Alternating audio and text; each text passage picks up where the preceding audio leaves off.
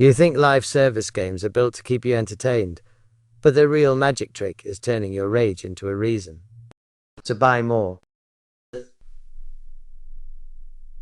And once you notice the Humane Tech style design patterns behind the loop, your next purchase might not feel like choice at all, especially when frustration is the fuel they were counting on. Live service games sell more by turning your rage into a repeatable purchase.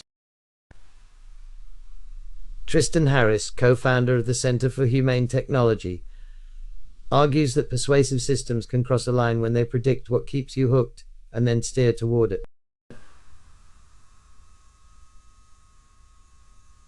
That steering shows up in live service, loop stretch play into obligations, and cash out intent moments when you're emotions. You feel urgency like a pressure wave, not a choice, because the game keeps rewarding you right after you get frustrated. In practice, battle passes, loot, and XP are designed to keep your next session just within reach. A common Humane Tech critique is that these systems use your short-term state against you. Rage is a fast fuel. When a game pairs rage with intermittent rewards, your brain learns a blunt pattern: stay angry, keep clicking, and the next hit might finally loot. Boxes convert desire into a purchasing lane by using uncertainty and urgency together. In 2018, researchers Mark Zendle and Cairns reported that loot boxes can correlate with higher rates of problem gambling risk, especially for people who are already vulnerable. Their finding matters because live service games often treat loot odds like entertainment, while the player experience feels like a slot machine with a skin. You can see the pull in the way the UI talks to you at checkout time. The promise is always a one more draw, even when you are already losing. This is the rage loop mechanic in plain language. Your frustration rises because outcomes are not under your control. Then the system offers another chance to reset that frustration.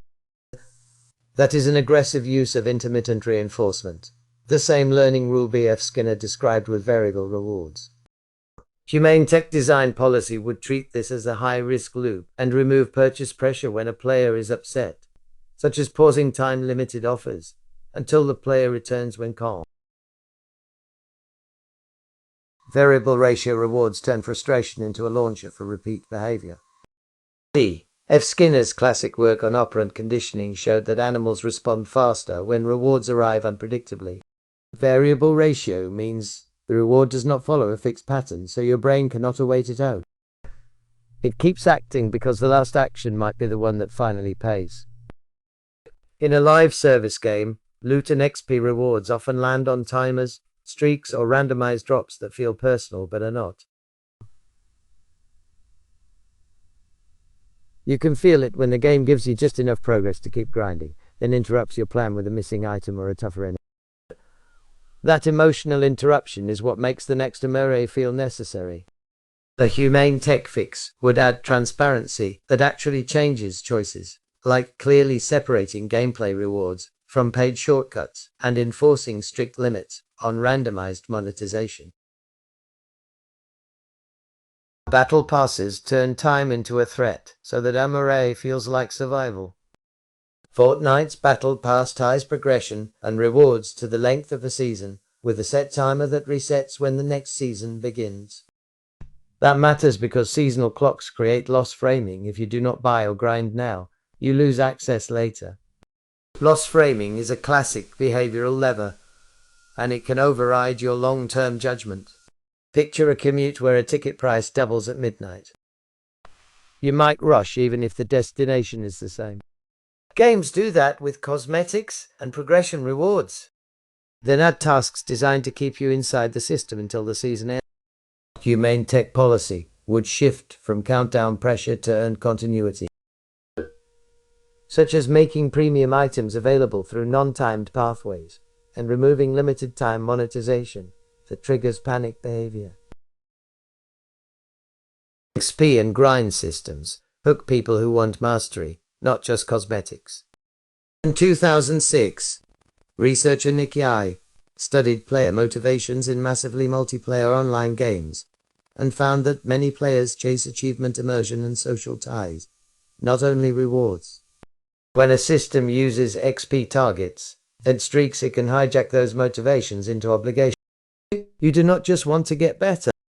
You feel pushed to keep your progress alive. Rage enters when the grind slows, or when your time feels wasted by matchmaking, durability, or drop rate luck. Your brain then treats the next session as a repair attempt.